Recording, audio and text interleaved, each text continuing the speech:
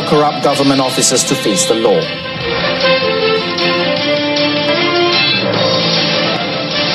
Bank Negara to lower cash threshold report beginning next January.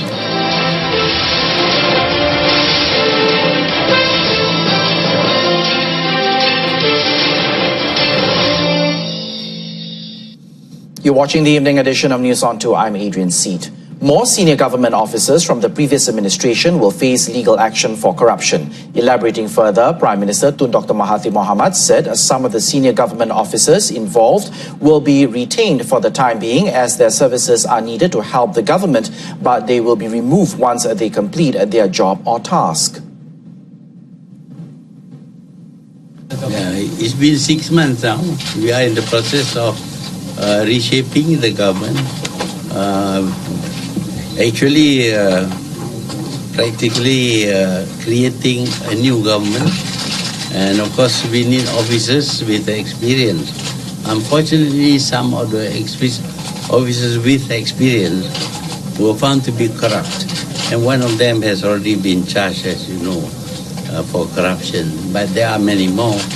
As soon as we get evidence, we'll take action against them. But in the meantime, we have work to do to govern the country. The Premier said this after attending the Anti-Corruption Summit 2018 in Kuala Lumpur. Recently, a number of government servants were charged for corruption and criminal breach of trust, including former Treasury Secretary General Tan Sri Dr. Muhammad Irwan Sirga Abdullah and former Malaysian External Intelligence Organisation Chief Dato' Hasanah Hamid. Meanwhile, Tun Dr. Mahathir believes that the government's efforts in fighting corruption had started to bear results, as there had been no reports of corruption cases involving the new government and its machinery. He also said that the Rakyat had done away with the attitude of depending on government aid, and that had been promoted by the previous government. Tun Dr. Mahathir said that the new government had tried to change the government dependence mentality. However, it will take some time for it to bear results. He also said the Rakyat have been receiving money, and now that has to stop. But he added that if it is stopped suddenly, the Rakyat will be affected. So it is important to slowly eliminate this form of bribing.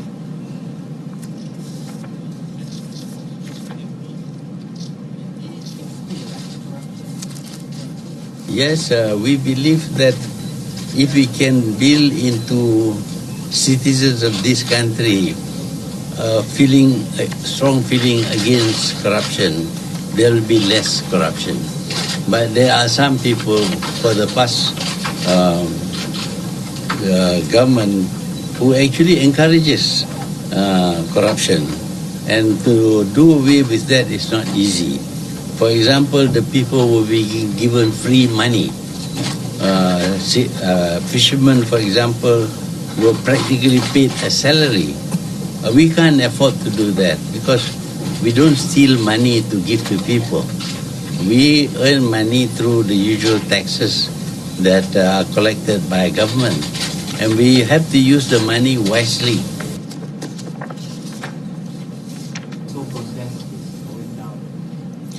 Tun Dr. Mahathir also revealed that the government has rejected a 100 million ringgit donation made by a company to the Tabung Harapan Fund, as it feels that it is aimed at influencing the government. The Prime Minister, however, refused to expose the identity of the company.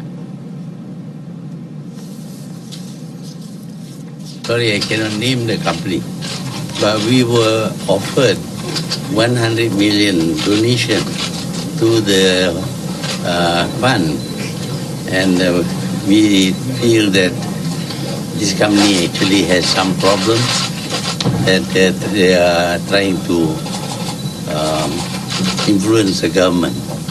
So we rejected. A lot of people donated, but only small amounts. On another note, Tun Dr. Mahathir said Parti Pribumi Bersatu Malaysia or Bersatu did not strike any deal with members of parliament from UMNO, including offering them money to cross over. The Premier, who is also Bersatu's chairman, said instead the party has stipulated that to join Bersatu, they should leave UMNO, become independent MPs for a period of time, and only then apply to become a member of Bersatu.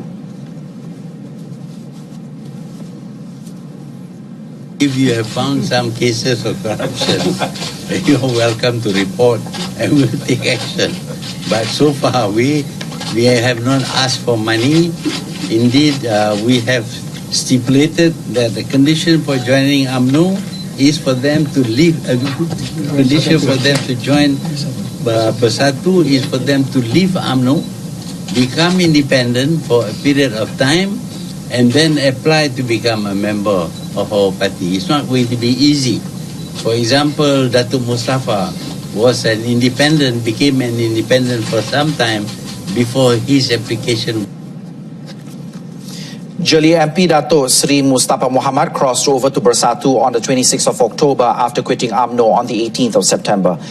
Another 40 UMNO MPs were said to have met Tun Dr. Mahathir and Bersatu President Tan Sri Muhyiddin Yassin over the intention to join the party. He also dismissed allegations that there were under-the-table discussions in this jumping ship game with the 40 UMNO MPs who allegedly expressed the desire to join Bersatu. Meanwhile, PKR Deputy President Dato' Sri Muhammad Azmin Ali said UMNO members of Parliament who wish to join any of the parties within the Pakatan Harapan coalition must first reject UMNO. Furthermore, they will need to adopt the Pakatan Harapan government's policy, which encompasses responsibility, fulfilling the people's aspirations and shaping Malaysia's future. Dato' Sri Azmin reiterated that PKR's stance is to welcome any parliamentarian who recognizes the effectiveness and success of the government.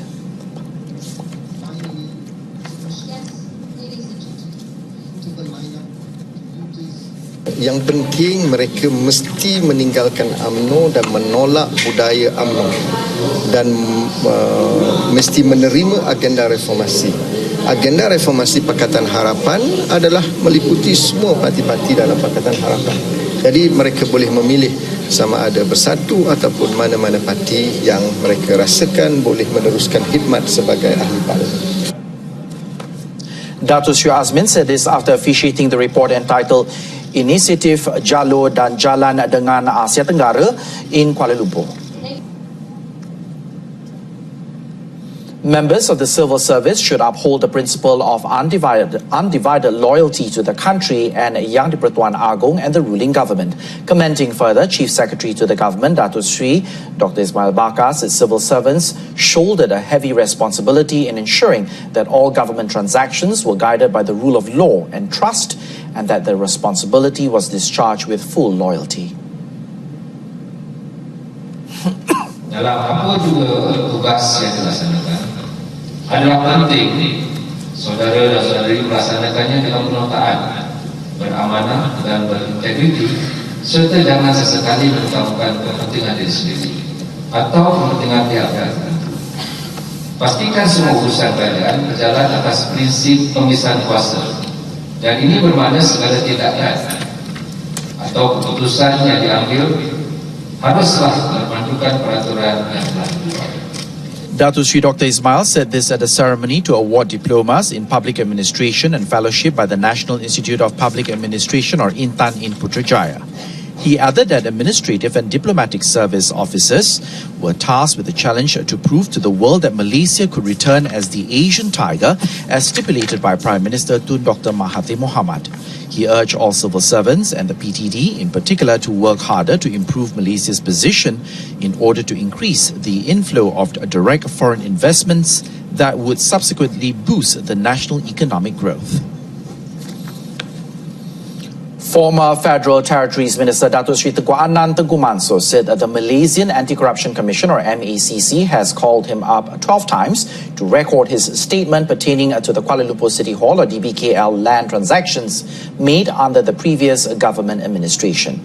He further stressed that he had nothing to do with the approval for sale of land in the Federal Territory during his term as the minister.